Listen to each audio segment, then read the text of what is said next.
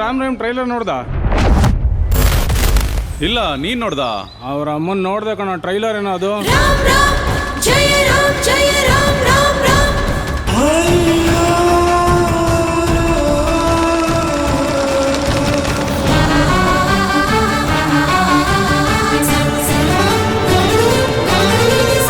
ನಮಸ್ಕಾರ. ವಾರ್ತೆಗಳು ಓದುತ್ತಿರುವವರು ಎಂ ರಂಗರಾವ್. ಇಂದು ಮುಂಜಾನೆ ಪ್ರಧಾನಮಂತ್ರಿ ಶ್ರೀಮತಿ ಇಂದಿರಾ ಗಾಂಧಿಯವರನ್ನು ಅವರ ಅಂಗರಕ್ಷಕರೇ ಗುಂಡಿಕ್ಕಿ ಕೊಂದಿದ್ದಾರೆ. ದೇಶಾದ್ಯಂತ ಪ್ರಕ್ಷುಬ್ಧ ವಾತಾವರಣವಿದ್ದು ಎಲ್ಲ ಕಡೆ ಪೊಲೀಸರು ಕಟ್ಟೆಚ್ಚರ ವಹಿಸಿದ್ದಾರೆ.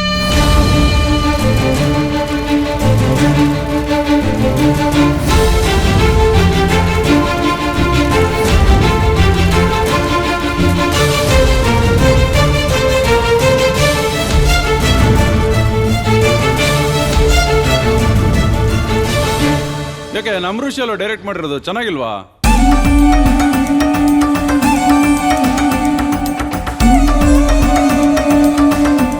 ಅವನ ಅಮ್ಮನ್ ಈ ತರ ಒಂದು ಟ್ರೈಲರ್ ವರ್ಡಲ್ಲಿ ಯಾವ ಡೈರೆಕ್ಟ್ರು ಮಾಡಿಲ್ಲ ಮಗ. ಹೌದಾ?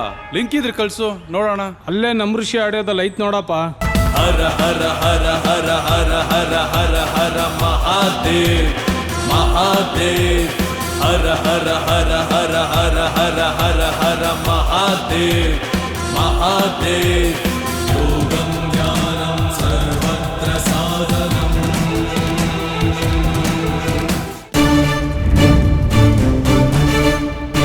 ಎಲ್ರಿಗೂ ನಮಸ್ಕಾರ. ನಾನು ಕಿರಣ್. ನಾನು ನಿಮ್ಮ ಪ್ರೀತಿಯ ಕ್ಯಾದಗೇರ್ ಅರುಣ್ ಅಂಗಡಿ. ಎಲ್ರಿಗೂ ನಮಸ್ಕಾರ. ನನ್ನ ಹೆಸರು ರಾಜೇಶ್ವರಿ. ರಾಮ್ ರೈಮ್ ಚಿತ್ರದ ರಾಮನ ಪಾತ್ರಧಾರಿ.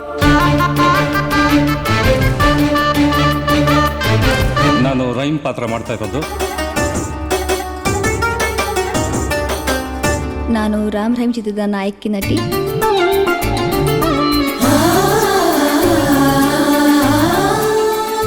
ಒಬ್ಬ ಪುಣ್ಯಾತ್ಮ ಒಳಿತು ಮಾಡು ಮನ್ಸ ಗೀತೆ ರಚನೆಕಾರ ನಮ್ಮ ಋಷಿ. ಒಳಿತು ಮಾಡು ಮನ್ಸ ನೀ ಇರೋದು 3 ದಿವಸ. ಒಳಿತು ಮಾಡು ಮನ್ಸ ನೀ ಇರೋದು 3 ದಿವಸ. ರಿಷಿ ಅವರು ನನ್ನ ತಂದೆ ಆತ್ಮೀಯ ಗೆಳೆಯ. ಈ ಋಷಿಯವರು ಅವನು ಫ್ರಾಡ್ ಋಷಿ.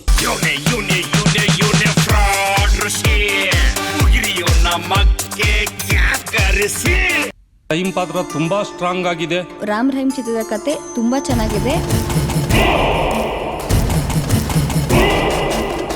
ನೀನ್ ಮಾಡು, ನಿನ್ ಕೈಯಲ್ಲಾಗತ್ತೆ. ನೀನ್ ಆಕ್ಟ್ ಮಾಡಿದ್ರೆ ಒಳ್ಳೆ ಭವಿಷ್ಯ ಇದೆ ಅಂತ ಹೇಳಿದ್ರು.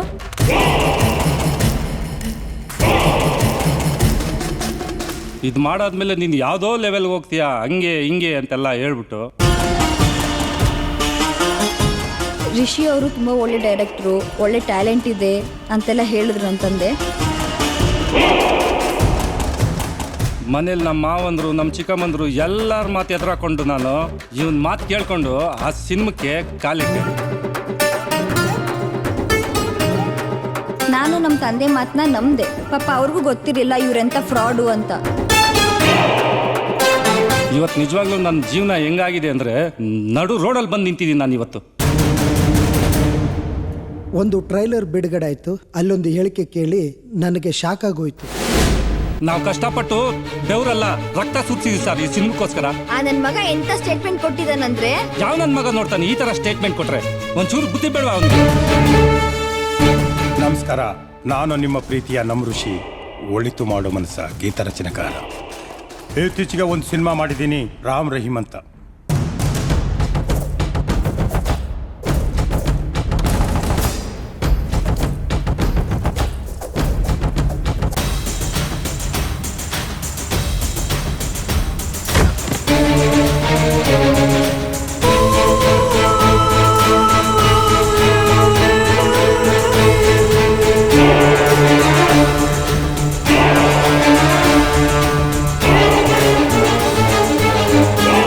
ಕತೆ, ಚಿತ್ರಕಥೆ, ಸಾಹಿತ್ಯ, ಸಂಭಾಷಣೆ ಬರೆದು ನಿರ್ದೇಶನದೊಂದಿಗೆ ನಿರ್ಮಾಣ ಕೂಡ ಮಾಡಿದ್ದೀನಿ.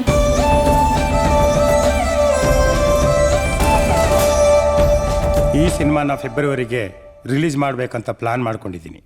ನಿಮಗೆ ಗೊತ್ತಲ್ಲ, ಸಿನಿಮಾ ರಂಗದಲ್ಲಿ ಹೇಳಿದ ಡೇಟಿಗೆ ಸ್ವಲ್ಪ ರಿಲೀಸ್ ಮಾಡೋದು ಕಷ್ಟ ಆಗುತ್ತೆ.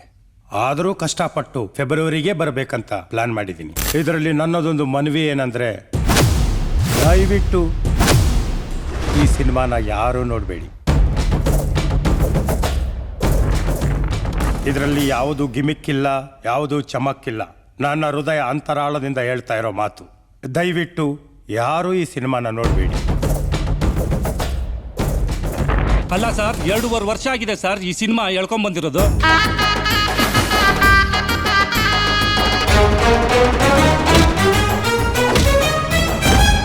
ಈ ಲಫಂಗ ನನ್ನ ಮಗ 8 ಗಂಟೆಗೆ ಬರಕ್ಕೆ ಹೇಳಿದ್ರು, 10 ಗಂಟೆ ಆದರೂ ಶೂಟಿಂಗ್ ಶುರುನೇ ಆಗಿರಲಿಲ್ಲ.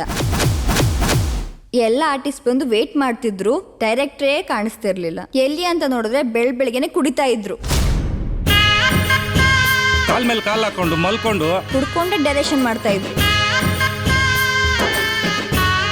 ಇವನೆಂತ ಕಿತ್ತೋಡ್ ಡೈರೆಕ್ಟರ್ ಇರಬೇಕು.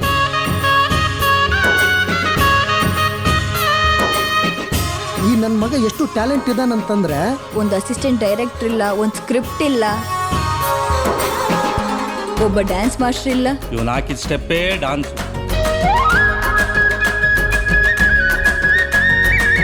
ಫೈಟ್ ಮಾಸ್ಟರ್ ಇಲ್ದಾನೆ ಇವನು ಏನ್ ತೋರಿಸ್ತಾನೆ ಅದೇ ಫೈಟ್.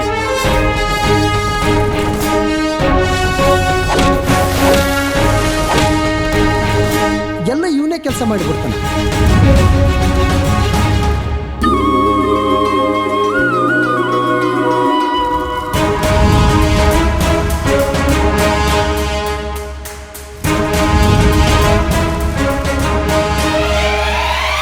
ಅವನ್ನ ಆಡಿದ್ದೇ ಆಟ ಆಗಿಬಿಟ್ಟೋದಿಲ್ಲ. ಯಾಕೆ ಹೇಳಿ, ದುಡ್ಡು ಕೊಡ್ಬೇಕಲ್ಲ ಅವ್ರಿಗೆಲ್ಲ. ಇವನು ಕುಡಿಯಕ್ಕೆ ಸಾಲಲ್ವಲ್ಲ ಸರ್ ದುಡ್ಡು, ಇನ್ನು ಅವ್ರಿಗೆಲ್ಲ ಎಲ್ಲಿ ಕೊಡ್ತಾನೆ? ಸಿಗರೇಟ್ನ ಊಟ ಮಾಡ್ತಾರೆ, ಎಣ್ಣೆಲೆ ಸ್ನಾನ ಮಾಡ್ತಾರೆ, ಎಣ್ಣೆಲೆ ತೇಲಾಡ್ತಾರೆ ಅವರು. ಅಲ್ಲ ರೀ, ಇವನ್ ಎಂತ ಡೈರೆಕ್ಟರ್ ರೀ, ಸ್ಪಾಟ್ ಅಲ್ಲಿ ಬಂದ್ಬಿಟ್ಟು ಡೈಲಾಗ್ ಬರೀತಂದ್ರಿ, ಬರ್ದ್ಬಿಟ್ಟು ನಮ್ ಕೈ ಕೊಟ್ರೆ ನಾವ್ ಏನ್ರಿ ಮಾಡೋಣ? ಅದೆಲ್ಲ ಸರ್, ನೀವು ಇದನ್ನ ಹೇಳಿದ್ದು ಅಂತ ಹೇಳಿದ್ರೆ ಒಪ್ಪಲ್ಲ ಅವರು.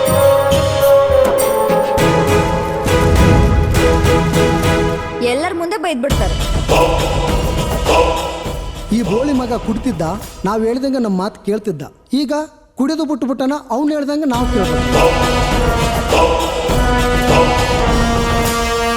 ನಗೋಕ್ಕೂ ಆಗ್ತಾ ಇಲ್ಲ, ಅಳೋಕ್ಕೂ ಆಗ್ತಾ ಇಲ್ಲ, ಆ ತರ ಸ್ಥಿತಿಲಿ ಬಂದು ನಾನು ನಿಂತಿದ್ದೀನಿ. ದಯವಿಟ್ಟು ಯಾರಾದ್ರೂ ಫಿಲಂ ಮಾಡ್ಬೇಕು ಅಂತ ಇದ್ರೆ ಯಾರು ಇವನ್ ಸವಾಸ ಮಾಡಕ್ ಹೋಗ್ಬಿಡಿ.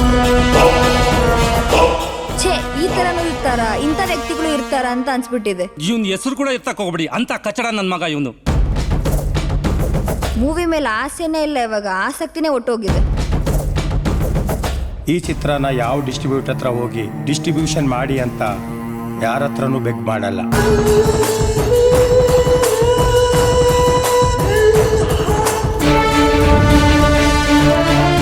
ಫಸ್ಟ್ ಆಫ್ ಆಲ್ ಹೊಸಬ್ರದ್ದು ಯಾವ ಡಿಸ್ಟ್ರಿಬ್ಯೂಟರು ಡಿಸ್ಟ್ರಿಬ್ಯೂಷನ್ ಮಾಡಲ್ಲ ಅಂತ ಗೊತ್ತು ನನಗೆ.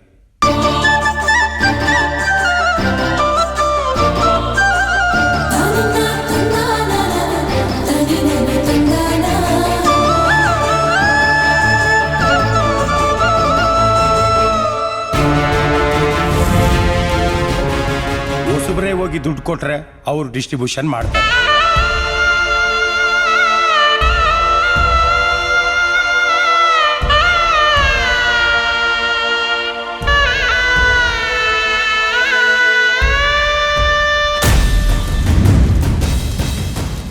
ಎಲ್ಲ ಸತ್ಯ ಗೊತ್ತಿದ್ದು ಈ ಚಿತ್ರನ ನಾನೇ 60 ಲಕ್ಷ ಖರ್ಚು ಮಾಡಿ ಡಿಸ್ಟ್ರಿಬ್ಯೂಷನ್ ಮಾಡ್ತಾ ಇದ್ದೀನಿ.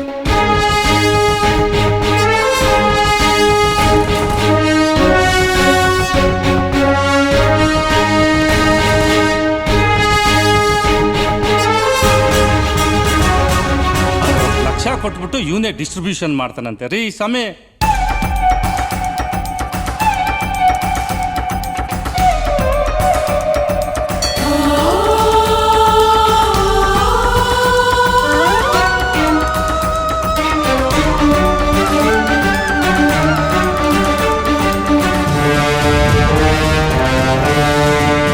ದೊಡ್ಡ ಕೋಟ್ಯಾಧೀಶ್ವರ ಅಲ್ಲ, ಸಿಗರೇಟ್ಗೂ ಕಾಸಿರಲ್ಲ ಒಂದೊಂದ್ಸಲ.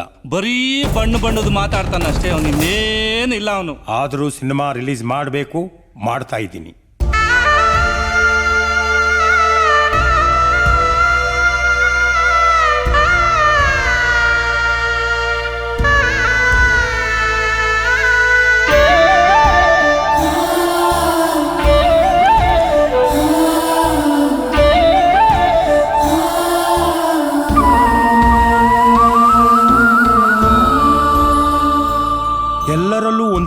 ಏನಂದರೆ ದಯವಿಟ್ಟು ಮತ್ತೊಮ್ಮೆ ನಿಮ್ಮನ್ನು ಕೇಳ್ಕೊಳ್ತಾ ಇದ್ದೀನಿ, ಈ ಸಿನಿಮಾನ ನೋಡಬೇಡಿ.